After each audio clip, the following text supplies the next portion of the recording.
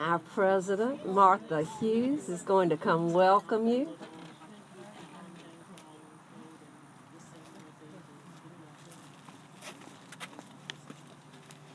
Thank you, Jane, and welcome to everybody. My name is Martha Hughes, and I'm the president of the fellowship this year. Come, whoever you are, holding various beliefs, whatever your skin color, whatever your age or gender identity, whatever your abilities, whomever you love. You are welcome at the Unitarian Universalist Fellowship of Statesboro. You are welcome in this, our religious home. I will now turn it back over to Reverend Jane Page.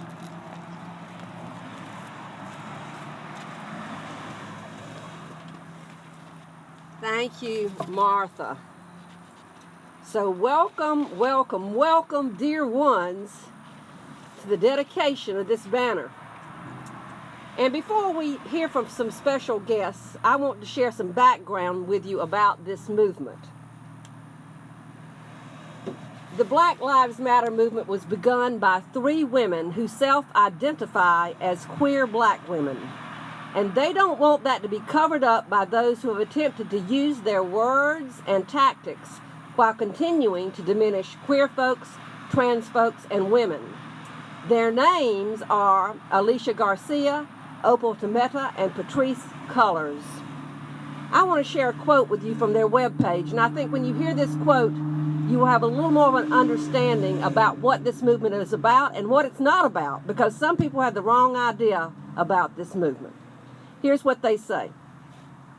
Black Lives Matter doesn't mean your life isn't important. It means that black lives, which are seen as without value within white supremacy, are important to your liberation.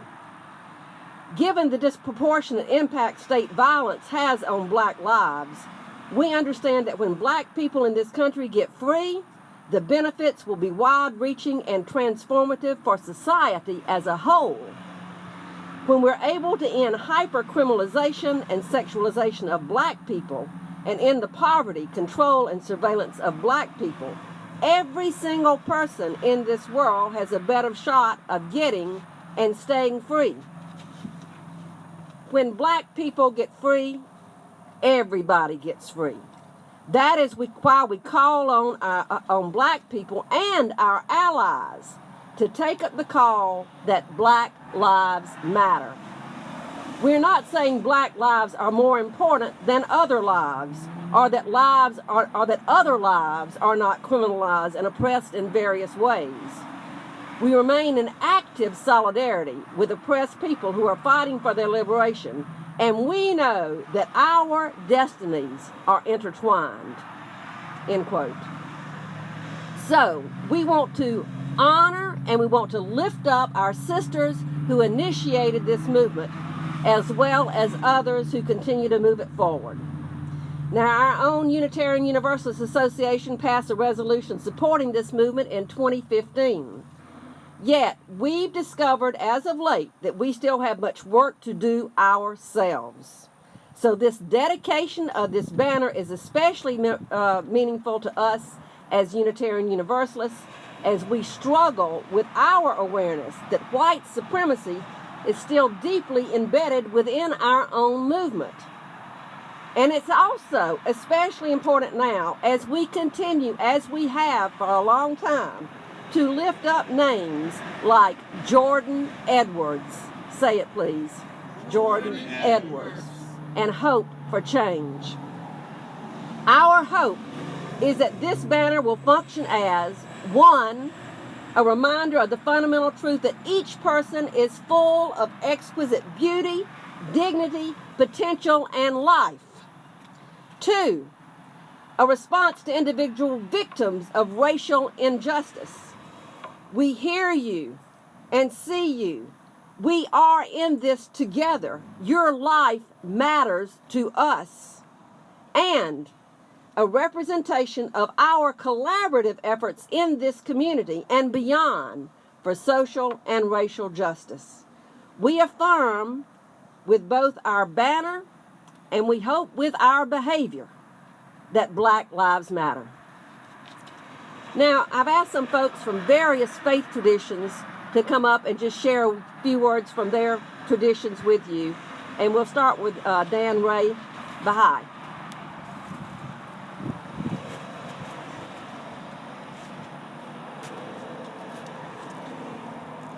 Thank you, Jane. Greetings from the Baha'is of Statesboro. My name is Dan Ray, and I'm a member of the Baha'i faith here in Statesboro. In support of Black Lives Matter, I would like to share with you a couple of quotes from a Baha'i statement on race unity that was first addressed to the Americans in 1991, but is still relevant, perhaps even more today. Quote, "Racism is the most challenging issue confronting America, a nation whose ancestry includes every people on earth, whose motto is E Pluribus Unum, out of many one, whose ideals of freedom under law have inspired millions throughout the world, cannot continue to harbor prejudice against any racial or ethnic group without betraying itself. Racism is an affront to human dignity, a cause of hatred and division, a disease that devastates society. Both groups, white and black Americans, must understand that no real change to racism will come about without close association, fellowship, and friendship among diverse peoples. Diversity of color, nationality, and culture enhances the human experience and should never be made a barrier to harmonious relationships, to friendship, or even to marriage. O well-beloved ones, Baha'u'llah, the prophet founder of the Baha'i faith, said over 150 years ago, "The tabernacle of unity has been raised. Regard ye not one another as strangers. Ye are the fruits of one tree and the branches of one leaf." Today, I urge people of goodwill to recognize Black Lives Matter and to work together to eradicate systemic and individual prejudice of all kinds. According to the Baha'i faith, the cure to this disease of the heart, and I truly believe this is a disease of the heart, it's a spiritual disease. You can't legislate discrimination away. There's got to be a change of the heart. The cure to this disease of the heart is the practice of fellowship and friendship among diverse people and the celebration of unity and diversity of all cultures. And may we begin that celebration tonight. Thank you. Thank you, Dan.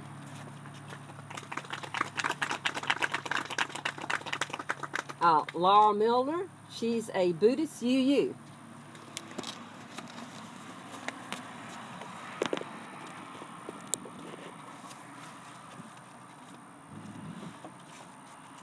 Good evening, and thank you all for being here. Really appreciate it. Law enforcement and representatives from different faiths and community groups. And thank you, Reverend Jane, for leading our congregation to post this banner as a reminder of our commitment to waking up to what is. Today, we commit to looking within and learning how we, well-meaning white people, contribute to a culture of violence that disproportionately affects people of color. We commit to seeing, as the Zen masters say, things as it is, and I do mean it that way, things as it is, and to not only seeing, but changing from the inside out. I grew up Southern Baptist in Alabama and was devastated to learn in my mid-30s that my denomination's leaders had supported slavery and segregation since 1845. In 1995, they finally apologized and renounced their 150-year history of racism. A year later, I joined this fellowship and attended a 7-day meditation retreat with the Vietnamese Buddhist monk Thich Nhat Hanh, who was nominated for a Nobel Peace Prize by Reverend Martin Luther King Jr. Sitting on my little round cushion at that first meditation retreat, I felt at home.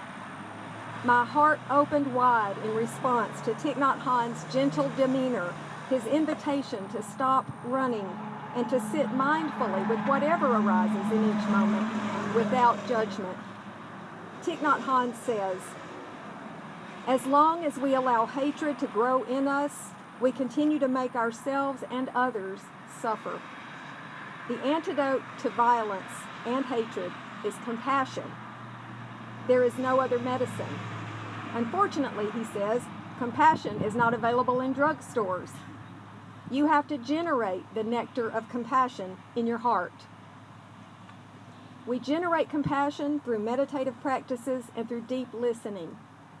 Deep listening to young black men and their mothers, to police and their families, to immigrants and their children, to people from faith traditions and political parties different from our own.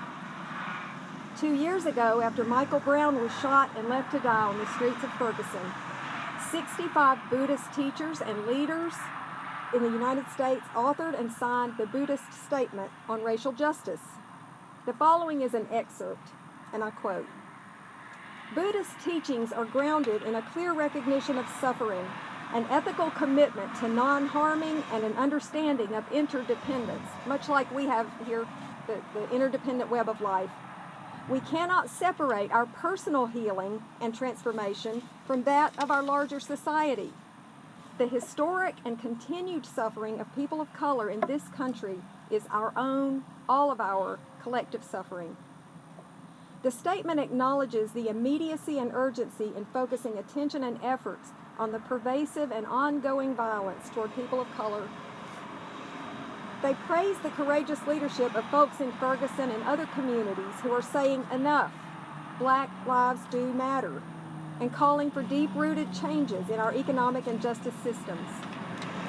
As Buddhists, we see the timeliness of adding our voices to theirs, knowing it will take a dedicated focus to recognize how the hidden biases and assumptions of our society deprive people of color of their basic rights to justice, opportunity, and human dignity.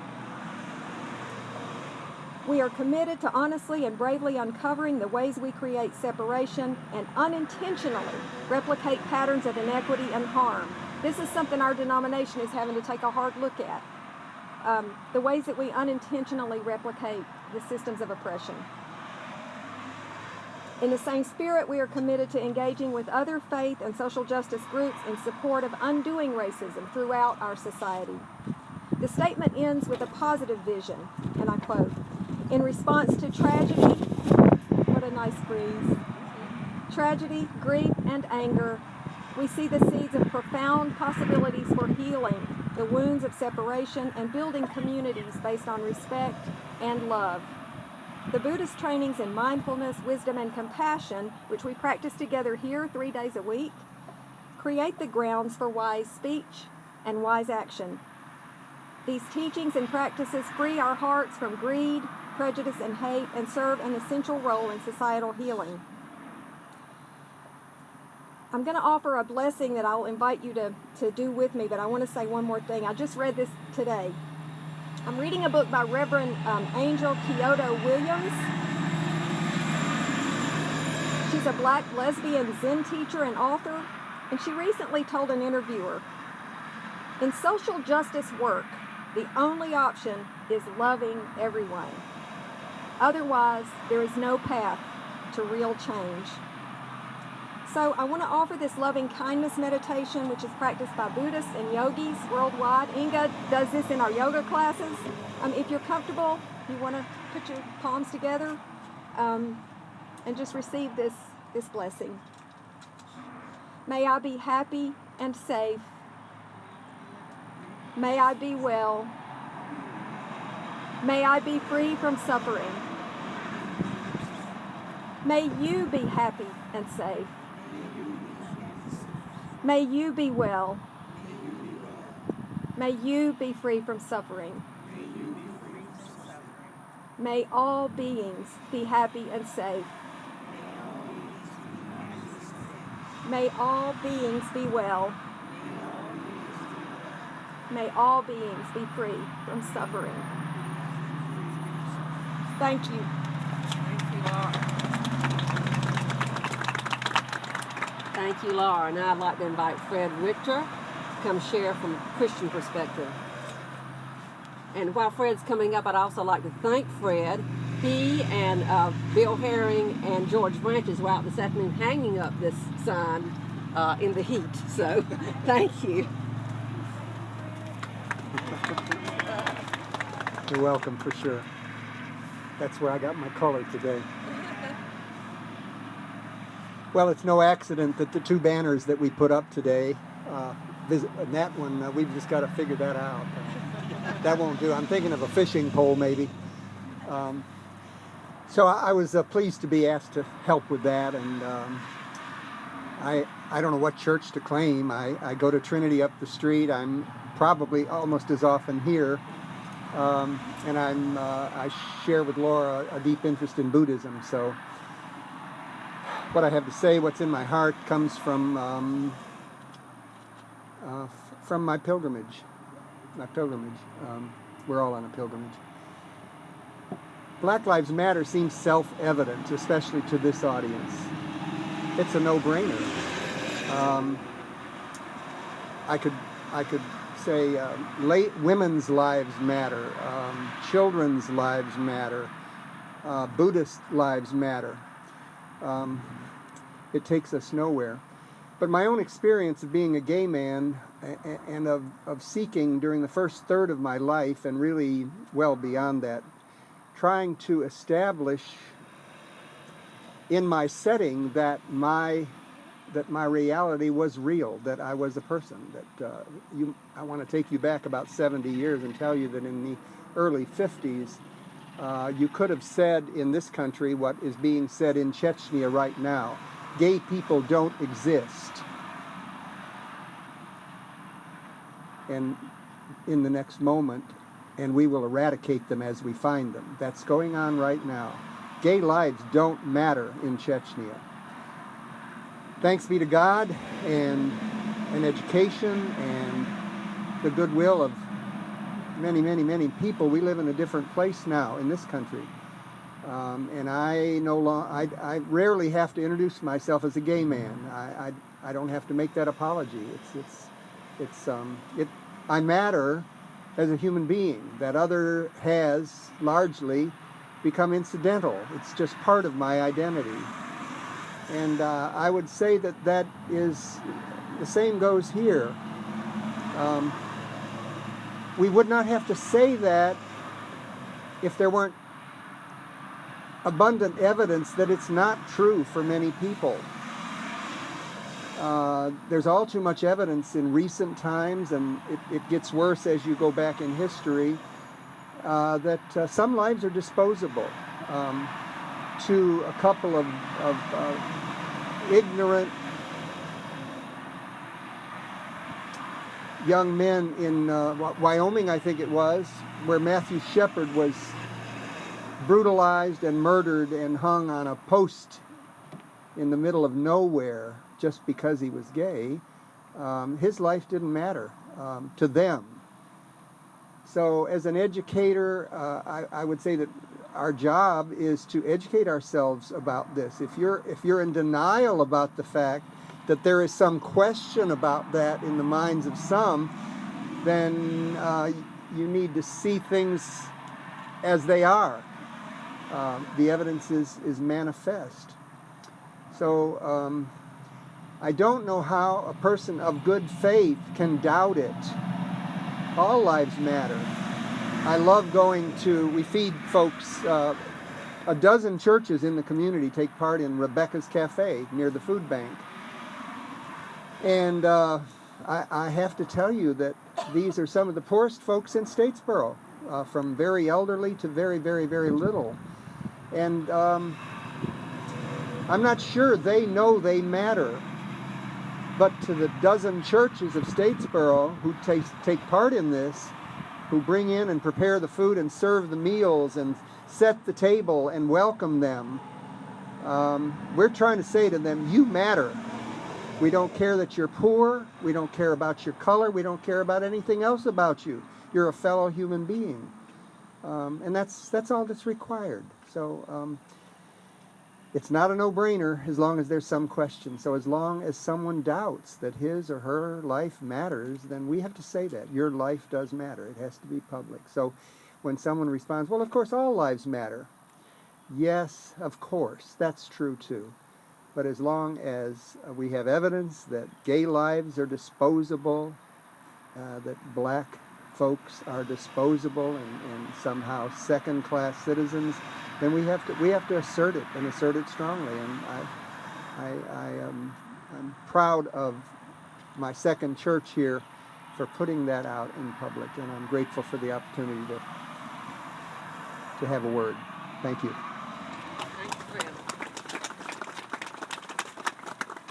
And we're delighted to have Ahmet Akturk, and I may not have said that right, but he will forgive me, to represent Islam.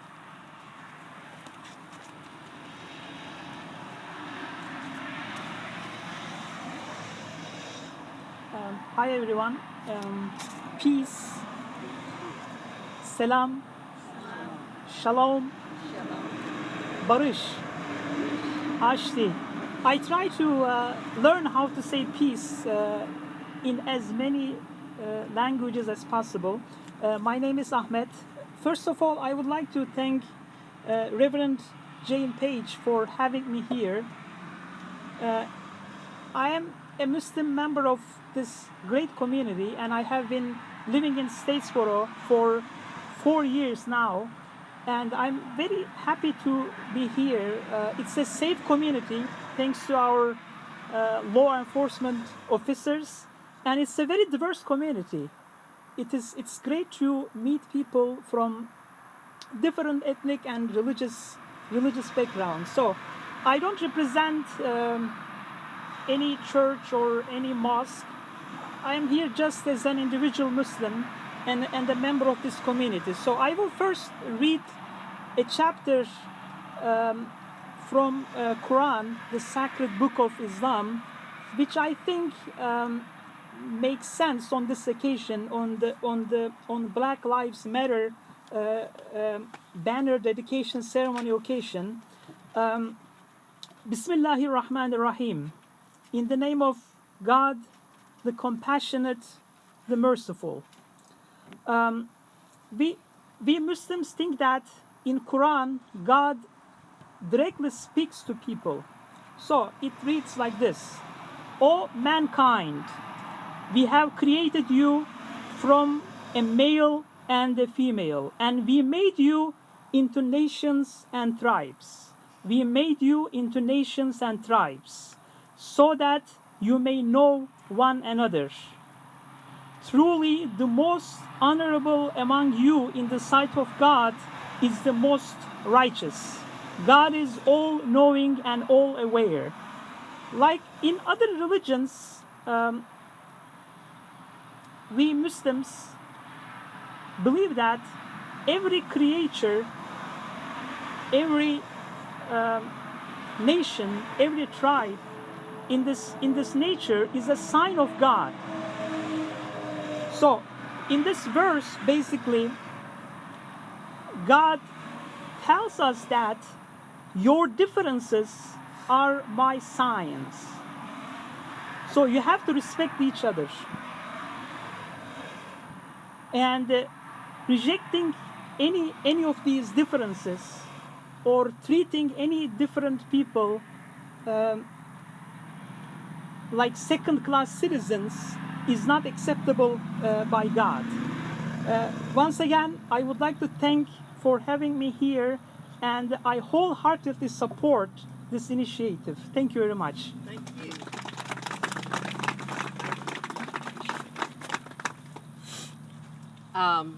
And Rachel Schwartz is here to represent Judaism.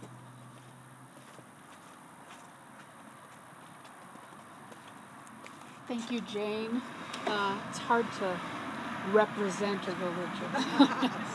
I'm probably not the best representative, but let me just say again, thank you for having me here. It's wonderful to look out and see all these this rainbow of faces and people. It does me good, and it should do all of us good. In the Bible, you might remember, on rare occasion, God actually calls directly out to someone. For example, God calls to Abraham before the Akedah, the sacrifice of Isaac. Abraham, where are you? God calls out to Jacob before the vision of the ladder when Jacob wrestles and defeats the angel and God gives him the name Israel. Where are you, Jacob? And God calls out to Moses on Mount Sinai from the depths of the burning bush and says, Moses, where are you? Now, Abraham, Jacob, and Moses know better than to reply with a be right there or a just let me finish this paragraph or even just a here like a child might answer at a school when they're doing roll call. Hebrew has a word for that simple here, and it's po, just P-O. Instead, they reply with the word hineni. A simple translation might be, here I am. But this is no simple word. It carries a deep weight of history and emotion, a knowledge that those who speak it are about to face often perilous and always life-changing events. Hineni means, I stand ready to serve you. More than that, I make my stand even though it will be hard and I might be frightened. Still, I will not leave you. I will serve you in humility. I will listen with open heart and mind to your words. I will give myself fully to your cause because I know it to be mine. Listen, my friends, for now we are the ones who are being called. Each and every one of us, where are you? Let us stand with our black sisters and brothers in Ferguson, Missouri, and say, Hineni, here I am. To our brethren still reeling from the massacre at Emmanuel AME Church in Charleston, let us say, Hineni, here I am. To our black brothers and sisters who, though they are innocent before the law, are incarcerated because they cannot afford bail, let us say to them, Hineni, I am here. We know now, from the latest research from the Urban League, that black Americans have a quality of life that is only 22.3% as good as that of whites. Numbers, right? But we hear these facts and figures, and we must repeat them. We must make them known. We must understand what they mean, and we must do better. We must recognize our own role in perpetuating injustice. We must stand, and we must say, Hineni, here I am. Rabbi Shimon ben Gamliel, one of the great Jewish rabbis of the Second Temple period, said that the world is sustained by three things: truth, justice, and peace. Today, the clear and absolute truth is that black lives are being cruelly sacrificed on the altar of hatred and indifference, and that justice has not been done. Therefore, there will be no peace in millions of streets, schools, homes, hearts. We must call on each other in the name of our shared humanity, in the name of truth, justice, and peace, in the name of the future of this great country, to commit ourselves to stand fully for Black Lives Matter and to act whatever the cost, to listen and hear the cry, where are you? And to answer in a strong and ringing voice, Hineni, here I am.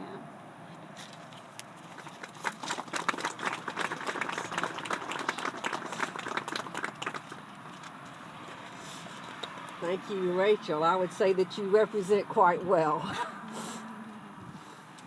And now I have to represent something because our friend Gautam Kundu, Dr. Kundu, who usually is a frequent speaker at our fellowship, he is visiting family and could not be here with us today to share with us some words from his Hindu faith, but he sent some to me, and I told him I would try my best to substitute for him. So here's one thing he sent. He sent a quote from Swami Vivekananda, who said these words: "The moment I have realized God sitting in the temple of every human body, the moment I stand in reverence before every human being and see God in that person, that moment I am free from bondage. Everything that binds vanishes, and I am free." And here is a prayer from the Upanishads. This is the prayer. Om, from illusion lead me to truth. From darkness lead me to light. From death lead me to immortality. Om, Shanti, Shanti, Shanti. Thank you. And now, last but not least, we have from our own faith tradition, Justin Miller is going to share some words from Unitarian Universalists, one of our famous Unitarian Universalists.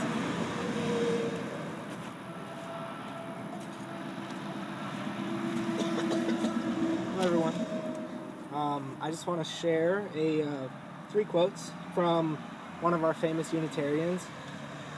He was a civil rights leader and executive director of the National Urban League, Whitney Young. He said, "Black power simply means, look at me, I'm here. I have dignity. I have pride. I have roots. I insist, I demand that I participate in those decisions that affect my life and the lives of my children. It means that I am somebody." He also said, "Every man is our brother, and every man's burden is our own. Where poverty exists, all are poorer. Where hate flourishes, all are corrupted. Where injustice reigns, all are unequal." Finally, he said, "Support the strong, give courage to the timid, remind the indifferent, and warn the opposed." Thank you.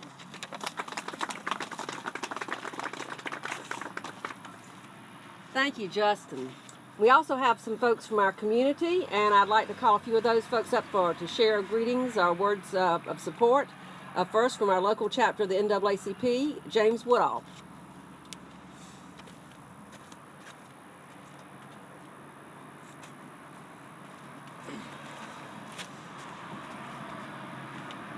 The problem is that white people see racism as conscious hate when racism is bigger than that. Racism is a complex system of social and political levers and pulleys set up generations ago to continue working on the behalves of whites at other people's expense. Racism is an insidious cultural disease. It is so insidious that it doesn't care if you are a white person who likes black people. It's still going to find its way to infect how you deal with people who don't look like you. On behalf of our president, Ms. Pearl H. Brown, in the Bullitt County chapter of the local NAACP, I bring you greetings. Reverend Page, congratulations, as well as those who claim allegiance to this beautiful campus. The UUF here in Bullitt County has been a strategic partner in the effort that we have led in this community to not only address the microaggressions of personalities and cultural difference, but also institutional disadvantage. Whether it's in the Bullitt County school system or the Bullitt County jail, or even in the Bullitt County homes, we've led the charge in this community, and this is not the first step, but this is only the next one to come. So again, on behalf of the Bullitt County NAACP, I bring you greetings, congratulations, and we look forward to moving forward together. Thank you, James. Next, I'd like to ask a man who I've sort of adopted as my older brother. I call him Mr. Food Bank. He's also active in many civic clubs, especially the Lion Clubs. Mr. Joe Bill Brannon. He was the person that initiated the Beloved Community Group after social media and videoing made us more aware of what was happening in our communities. Joe Bill, where'd you go? Come on up.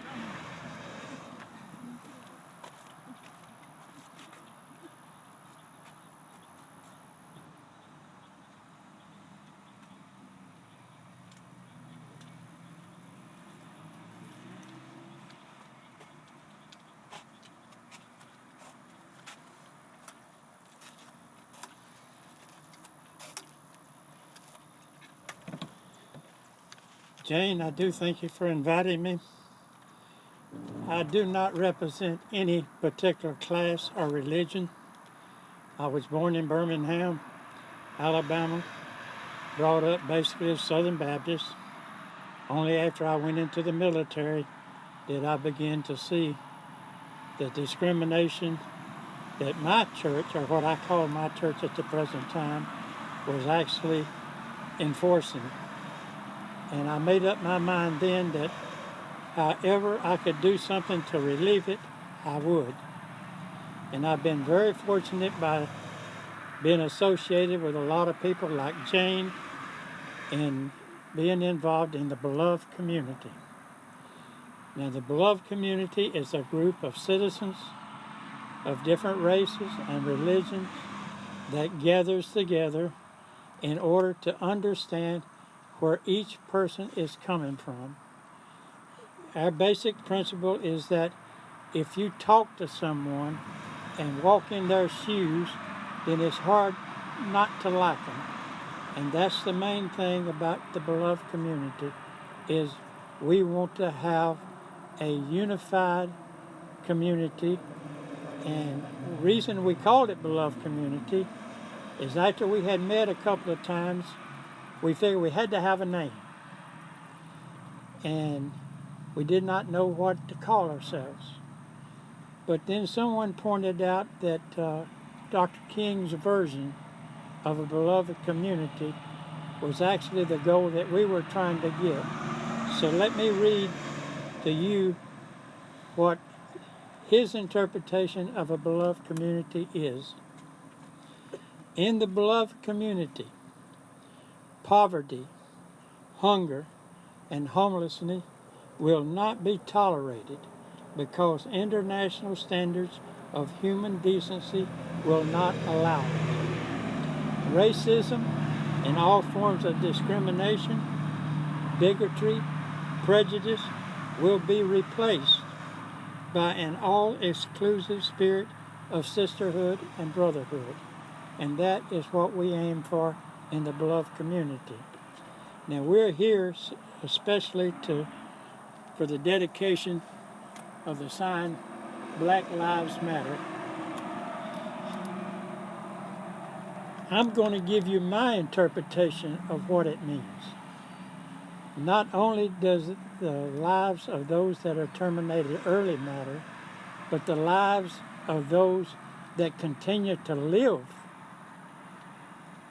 means a lot. It does matter. They are 90% of the African Americans in this country lives below the poverty level. They suffer prejudice, racism. They're often required to live in ghettos like in Chicago and Birmingham. They are treated like second-class citizens, and in a country that is as well-intentioned as our country is, it is a shame and a disgrace. And I hope and I pray that if not myself or my children or my grandchildren will one day live in Bullock County and it actually be a Beloved community. Thank you, Joe.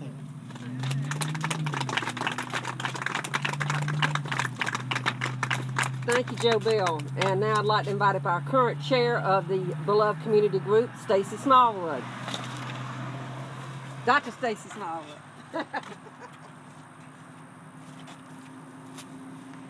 No need to be formal. We're on a first name basis. Good evening, everyone.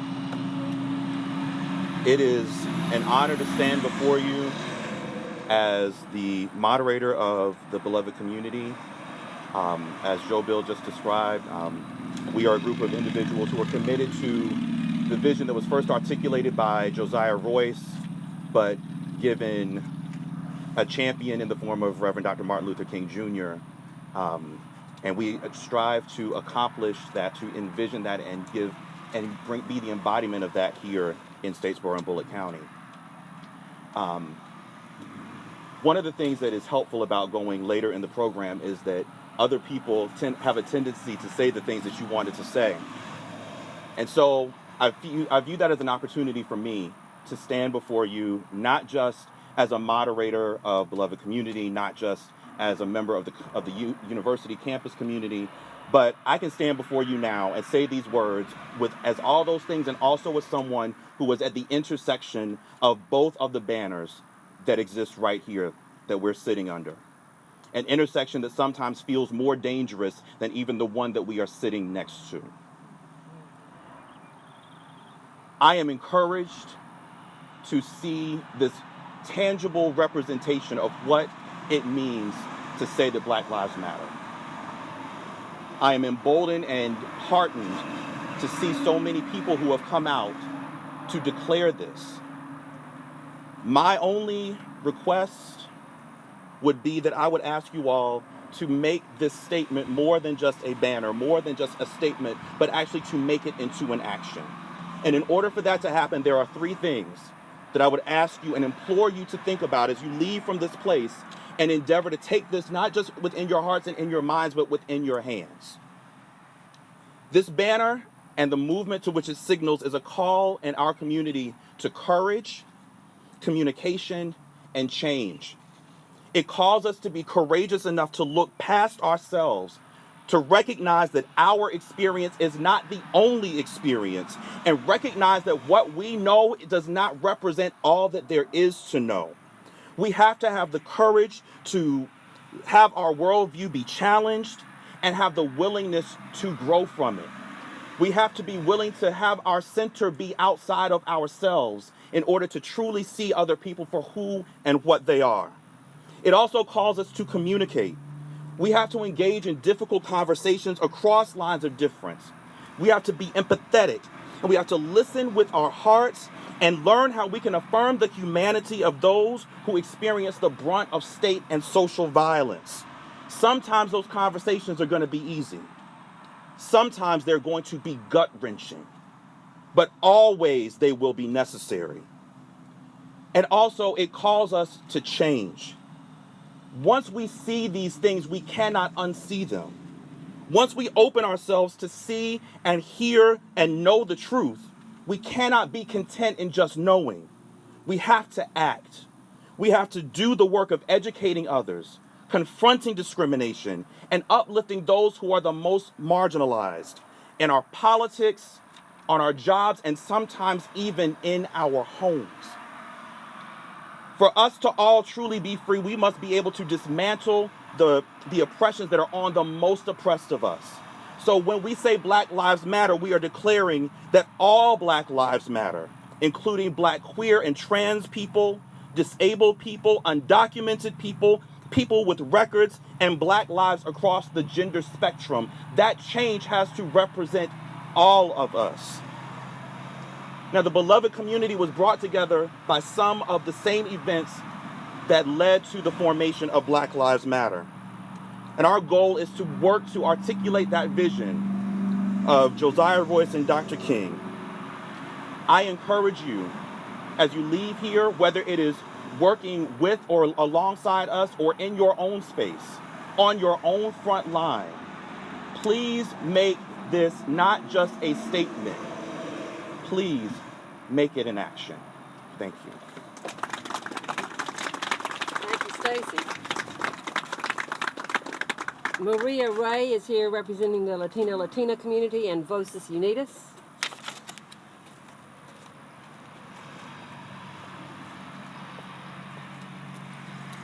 Thank you, Dr. Page. I'm greeted from Vozes Unidas of Statesboro. My name is Maria Fatima Ray. In support of Black Lives Matter, I would like to share with you a short quote from the Bible and pray from the justice. If one part of the body suffer, all the other parts it's suffering. Today we share and recognize the ongoing suffering of the African Americans, who have been enslaved, discriminated against, and treated unfair because of the color of their skin. We are all interconnected, parts of the same body of humanity. I urge my Latinos brothers and sisters to stand in solidarity with Black Lives Matter and pray that God may give us the strength to overcome hate and prejudice with love and justice. Pray for justice. Father, you have given all people one common origin. It is your will that they be gathered together as one family in yourself. Fill the hearts of mankind with the fire of your love and with the desire to ensure justice for all. By sharing the good things you give us, may you secure an equality for all, our brothers and sisters throughout America. May there be an end to division, strife, and fighting. May there be dawning of truly human society, built on love and peace. We ask this in the name of Jesus our Lord. Amen.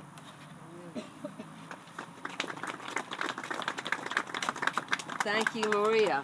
And now Ivory Watts is here. She's chair of the Democratic Party. I did also extend an invitation to the chair of the Republican Party, but did not hear from that person. But Ivory is here. Thank you for coming.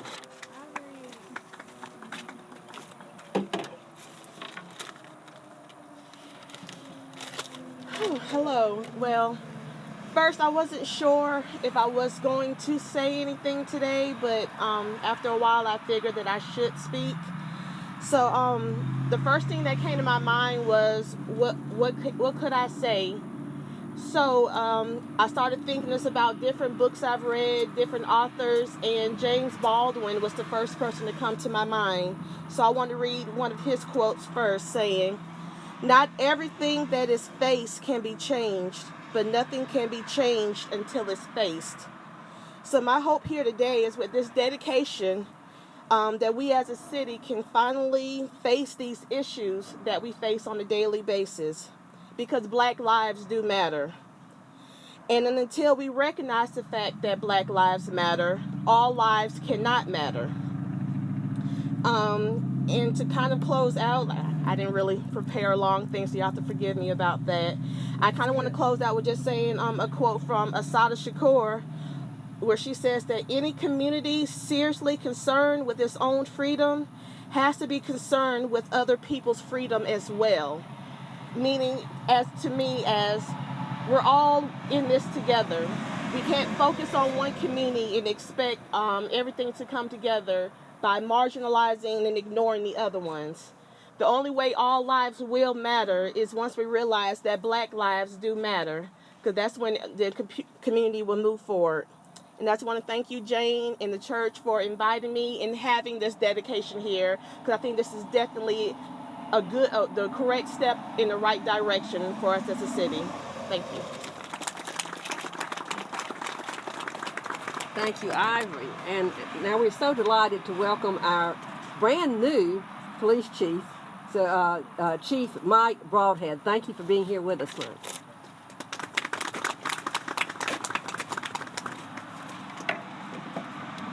I wonder, can you hear me okay if I walk out here? So, may I have to turn it really right? Can you die? Blood is untouched or something? It's like best vulnerability. During my career, I became a policeman in 1988. And there's been some watershed moments in American law enforcement over those few years. When Rodney King, that was the first viral police video, I think. I was a patrolman at the time that happened, and it changed American law enforcement. I was a patrolman when I was a street supervisor, but I was in the country of Venezuela, but I was employed by the city of Littleton when Columbine happened. That was about a mile from my house. My wife is a graduate of Columbine High School, and it really affected that community. But when you look around the country, right, we've had a lot of school shootings, but Columbine seems to resonate. And it changed American law enforcement. It changed the way we approach school shootings in a lot of ways. And I think the next watershed moment was when Michael Brown was killed. And I could not for the life of me figure out how a 250-pound man was able to get inside of a patrol car and get an officer's gun out of the holster. So I thought, well, I'm going to find out what kind of a holster this guy's carrying, because clearly he must have ripped the entire holster off of his belt. And so I got the grand jury transcript. It's available. If you haven't read it, I would suggest you read Darren Wilson, the officer's testimony. He said that as he was sitting in his patrol car, Michael Brown punched him. And he knew that force was authorized, so he drew his pistol. Okay? First, I found that he's carrying a Black Hawk Serpa holster. It has a retention button in it that has to be pushed, and I still was lost how Michael Brown was able to get his size through a window of a patrol car, reach across the right-hand officer, and get his gun out of the holster. And then I found out the officer put his gun into play. Right? He's the one that drew his gun. Now picture yourself as a 250-pound man. That was about 15 years ago for me.